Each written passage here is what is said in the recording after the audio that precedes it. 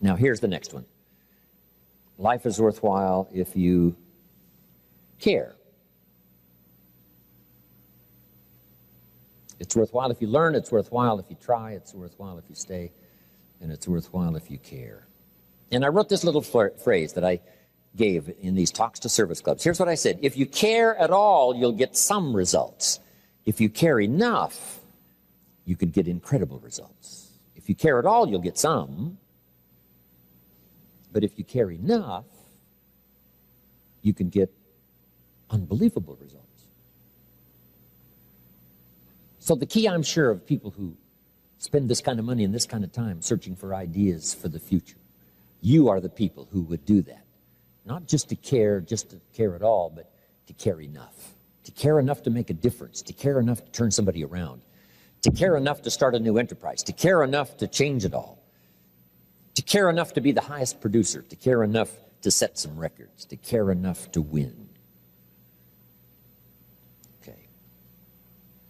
So that was my little talk to service clubs when I first got started. Right? That's how I started. Communication wasn't that easy for me when I first started. My first little talk in this little business Mr. Schoaf invited me into, my first little talk, I stood up, my mind sat back down, right? I opened my mouth and nothing came out. My knees were banging together and sweat pouring off my face. It's called terror, in case you haven't tried it, right? But guess what I did? Jot this down now. This is the secret to success. I got up and did it again. Even though I was scared to death, I got up and I did it again. And that second one wasn't too good, but guess what I did? I did it again and I did it again. And I worked up my courage and I did it again. I committed to it and I did it again. And finally, it got to be a little easier. I got a little more acquainted with the art. Incredible. So have something good to say, preparation. Here are some words to help you in preparation. Jot these down. To prepare to have something good to say, keep a keen interest in life and people. Don't let your senses go dull here. Guess what most people are trying to do? Get through the day. Here's what I'm asking this unusual audience to do. Get from the day. Get from the day a clear picture of the drama of human life, some doing it right, some doing it wrong, some gathering in, some throwing it away, some building reputation, some letting it all slide. Get from the day what's happening in politics, right? Read the newspapers, read the magazines, find out what's going on. Get from the periodicals, get from the day, get from what's happening. Get from your job, get from your career, get from the people around you, what's happening in the community. Get all of that. The positive side, the negative side. My parents used to say, attend everything. Some things are so costly, it might be a little out of reach for a while, but Andrea Bocelli came to Beverly Hills. Guess what the tickets cost? $2,500 for a 2-hour performance. That's pretty good pay, $2,500. So some things might be out of reach, but whatever you can go to, get to. Save up the money and go. Save up the money and go. So that you'll be more aware of what's going on around you. Keep up that keen interest in people. Why do they do what they do? How come things are happening today that didn't used to happen 30 years ago? Okay. Now the next word is fascination. To be fascinated with life and people and the drama that's live and in color every day. CinemaScope. Fascination goes a little bit beyond interest. Interested people want to know, does it work? Fascinated people want to know, how does it work? Kids have this unique ability to learn several languages in a 6-7 year period. And the reason is because they're so fascinated, they're so interested, they're so curious. Kids have to know. And that's how the drama of their learning takes on such speed in such a fairly short period of time, is because of this unusual interest and fascination and curiosity. You know, we're walking on ants, and kids are studying them. Said, don't walk on these ants, I'm studying them. How come an ant can carry something bigger than he is? That's a good question. They must be unbelievably strong if they can carry something bigger than they are. Here's what else I've learned. To be fascinated instead of frustrated. It's just a little trick to play. The next time you're tempted to be frustrated, see if you can't turn it into fascination. Instead of a frown, it puts a smile on your face. Now, sometimes you look a little weird, but so be it. Says, how can he smile? I don't know. Must be somebody different. Babe Ruth, the home run king, right? Back in those days of baseball, used to strike out, come back to the bench smiling. They used to say, babe, you just struck out. How can you smile? He said, I'm just that much closer to the next home run. Just stick around. Won't be long. One will be sailing over the fence. So you find it fascinating instead of frustrating. Just try it. Just try it. I've learned. In Los Angeles, I'm on the freeway headed for the airport. My airplane leaves in 45 minutes. The traffic's moving, not 1 inch. I'm now fascinated. I'm telling you. I've learned how to do it. Now, make this note. It doesn't work every time. Nothing works every time, but every time you can get it to work, guess what? It'll benefit your day. You'll get more from it. To be fascinated instead of frustrated. Now, I've also learned the ultimate. I'm fascinated by my own frustration. How come it doesn't take me long to lose it on occasions? It must be from my father's side. My mother was a gentle soul. Just find it all fascinating. I talked to a lot of the network marketing companies over the years, and I give them that little clue. Somebody joins, you say, oh, they're going to stay forever, and then they leave right away. You have to say, isn't that interesting? And some of you thought never would make it. Sure enough, they become superstars. You have to say what? Isn't that interesting? I thought they'd stay forever. They don't stay. Isn't that interesting? I didn't think they would do anything. Look what they're doing. Isn't that interesting? So that's a good phrase. Just find it interesting. Find it fascinating. Say, wow, I never thought that would happen. I had another picture in mind. Wow, was I ever wrong? Right? And it's good sometimes to be wrong on the positive side. I didn't think it was going to work. It worked. Say, what if somebody doesn't look at your business opportunity? Say, well, what if they do? I mean, it doesn't take much to turn the question around. Say, what if they won't join after they look? But what if they do join?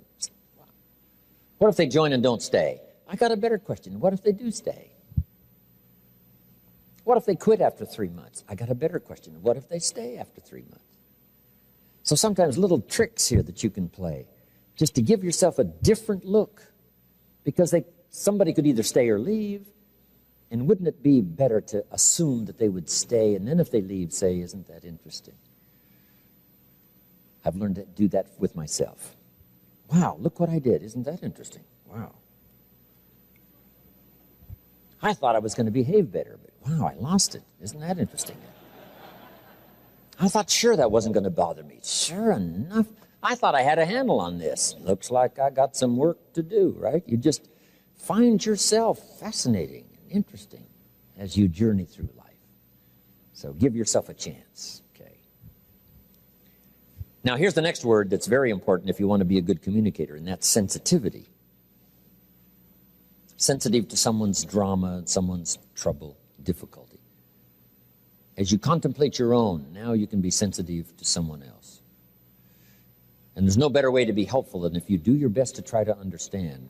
Here's the old phrase, we've heard it, let's jot it down this time. Learn to walk in someone's shoes for a while. Try to understand where they are. How come they're in this dilemma? Maybe it's something that I don't know, I don't understand. How come this person is losing his temper when he should keep it? Who knows what might have happened the last 3 weeks? I don't know. Let's give somebody room by trying to understand. Sensitive to someone lashing out, being difficult at the time. Hey, we can handle that. We don't have to retaliate and fight back. Can't we say, hey, maybe there's a good reason why this person behaves in this way? That's an easier way. Sensitivity. Trying to understand. Trying to comprehend the full drama of human experience.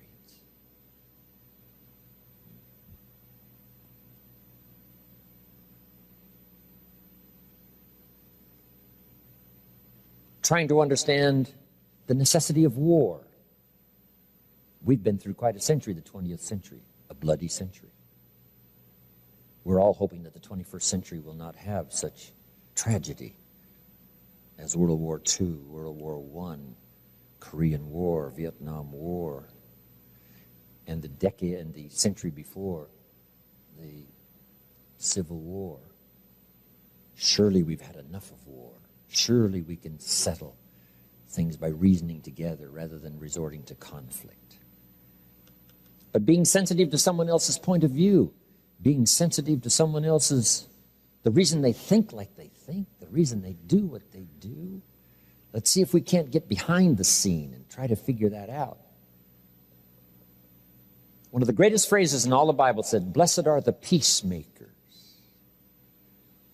Guess what a peacemaker is?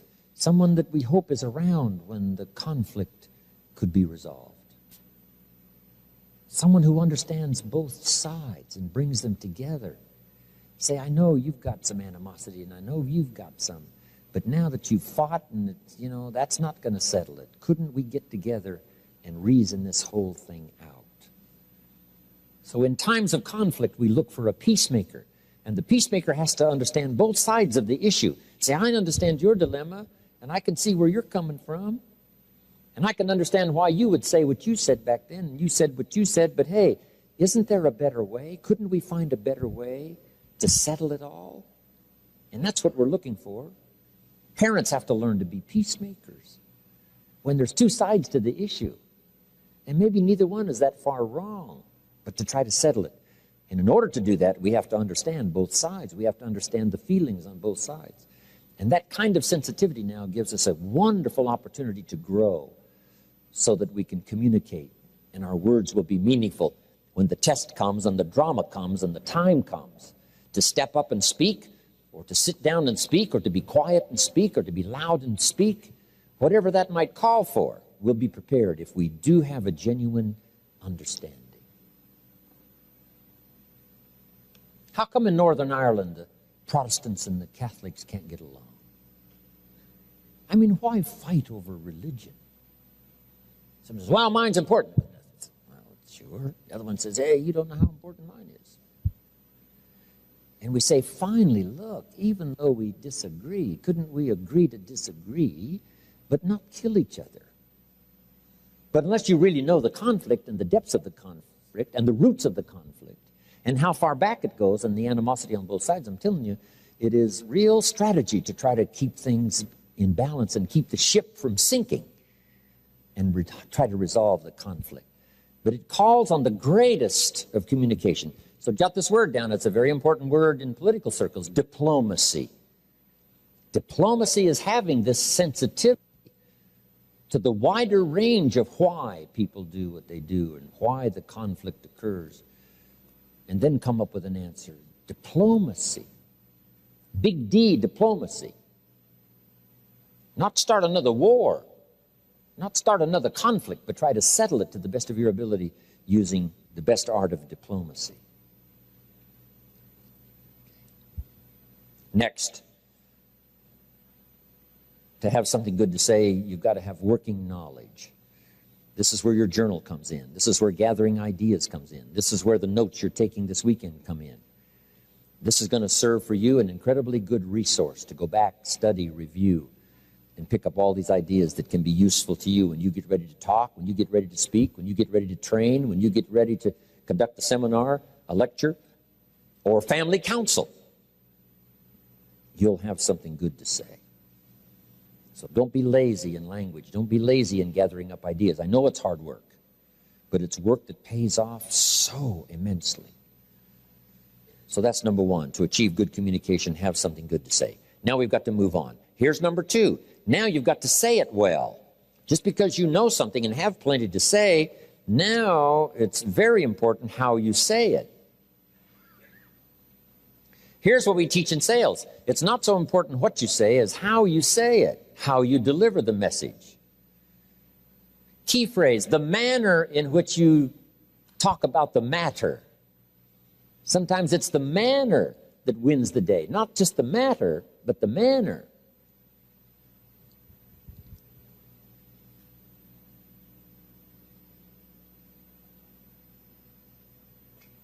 What if I invited you to a steak dinner at my house, and you sat down at the plate, had the napkin in your lap, and you were ready? But I backed up to the other side of the dining room, picked up this steak now that's well done, you could smell it, and it is ready to go. And I wind up like a big league ball player and let you have it right in the face. Isn't that one way to present a steak? So key phrase now, steak in the face. It's difficult for someone to say, thank you very much, take the steak off the face, put it in the plate and eat it. I'm telling you, I'd lose my appetite if somebody did that with me. So it's a lot different now, a steak in the face and a steak well presented. Same steak. Somebody's hungry. You got the message, you got the steak. But key phrase underlined, the manner in which you deliver the message. The way, the spirit, the sincerity, all that human stuff that we all possess. If that is present in the delivery, now it becomes palatable. Now it becomes reasonable in presentation. Now, saying it well is many things. Jot these down. Number one, repeating it until you can say it well. Repetition is the mother of learning to do it well. This is my 39th year. I should be pretty good by now. Well, I appreciate that. Thank you. Should be. And I intend to get better. I don't want the day to come when someone says, you should have heard Jim Rohn 10 years ago when he was really terrific. I want someone to say, hey, I heard him 10 years ago, but you should hear him today. Hey, he's taken off some of the sharp edges. He digs a little deeper in his own heart and experiences and delivers it a little softly, where he used to be a little harsh. I want my growth to be obvious. So, learning to say it well is practicing until you get good at it. Here's some other keys. Sincerity. If you present it with sincerity, it's hard to resist a personal appeal. A key that parents need to learn, making a personal appeal.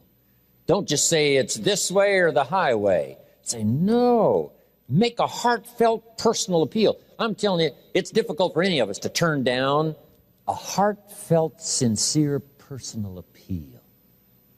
That's difficult to resist. That's difficult to dismiss.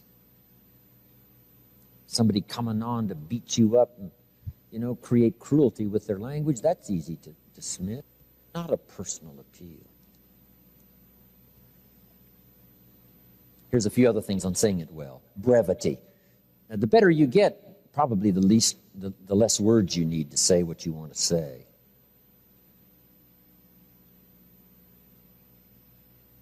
We learn to be brief in presenting an idea. If it takes 2 hours to present one simple little idea, that's too long. You got to learn to use what we call the economy of words. Say it in a sentence. Say it in a couple of sentences. Say it with a couple of illustrations and move on. Brevity. Jesus was powerful, but he was brief.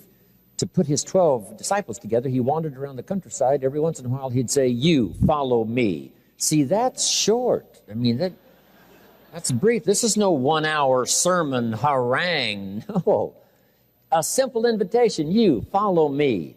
And I guess his magnetism was so unbelievable. His persona was so unique, and probably his reputation that preceded him was so great, he didn't have to say much. So jot this down. If the person you are is so unique, you probably don't have to say very much.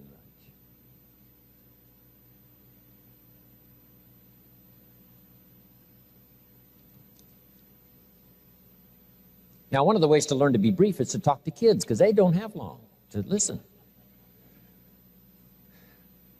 You talk to kids for 30 seconds, and they say, how long is this going to take?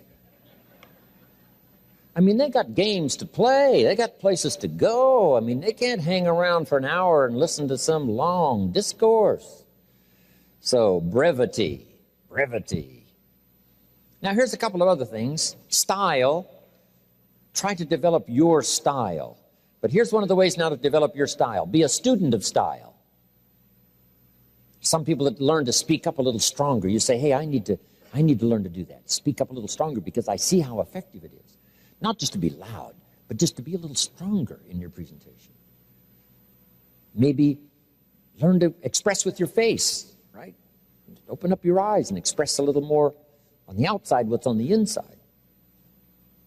Gestures might be helpful. Frank Sinatra was the master of phrasing and timing and lyrics and the passion that he put into his singing. But one of the artful things about Sinatra's presentation was always the gestures, right? His hand gestures as he gestured, which timed with the lyrics. The gestures as part of the lyrics became part of his style. Now, you don't want to just, let the gestures be the major thing everyone sees, but just to emphasize, right? If you've let your temper fly, wouldn't hurt to bang on the table. It's called exclamation point. Bam! When the time calls for it. Okay? Gestures, a little more of you into it. Now here's the next one. And Zig Ziglar talked a little bit about this, and that's vocabulary. You've got to have a good working vocabulary to be able to speak well. Some friends of mine took a survey among prisoners. They weren't looking for this. They had some rehabilitation program going. But here's what they found out. The more limited the vocabulary, the more tendency to poor behavior. Interesting. Here's why. Vocabulary is a way of seeing. What if you can't see very well? Imagine the mistakes you would make every day if you couldn't see very well. Not just seeing with your eyes, but seeing with your mind. What if you looked at everything a little distorted?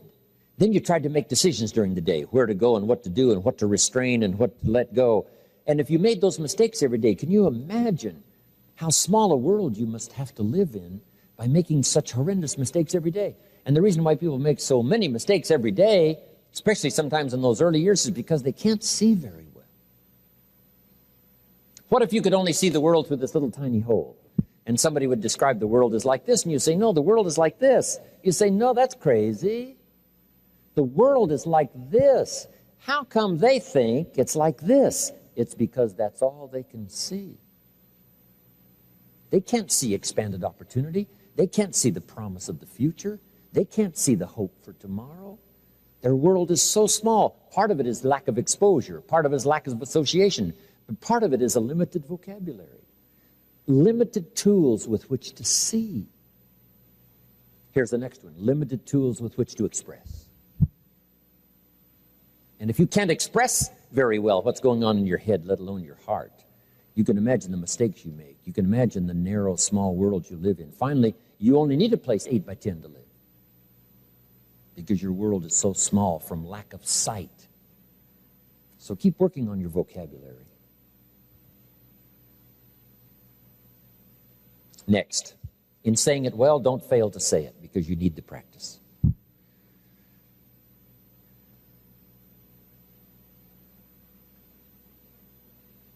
Got a good phrase for you. We've heard the phrase, words are no substitute for action. I got another good phrase for you. Action is no substitute for words. Practice saying things well. Men probably need a little more coaching on this than women. Women seem to be able to express better, say things better, more readily willing to talk about it, talk about it. Men need a little more encouragement. Don't let some act do all your talking. It's okay to give someone flowers, but flowers have a limited vocabulary. About the best flowers can say is, you remembered. That's about it. Flowers don't say, nobody in this world affects me like you do. See, that you have to put in the little card along with the flowers. So did you make the note? Don't let flowers do all the talking. You've got to add the little card. Express something yourself. Long after the flowers are gone, the card will stay with what you've said. When I was married to Judy, she gave me this fabulous watch for my birthday. And the watch was fine, but the words on the back that said, my love for all time, your Judy. See that? Those words were more valuable than the watch. I've still got the watch. And what's valuable to me is not that I've kept the watch. What's valuable to me is that I've kept the words. Wow. So don't fail to say it.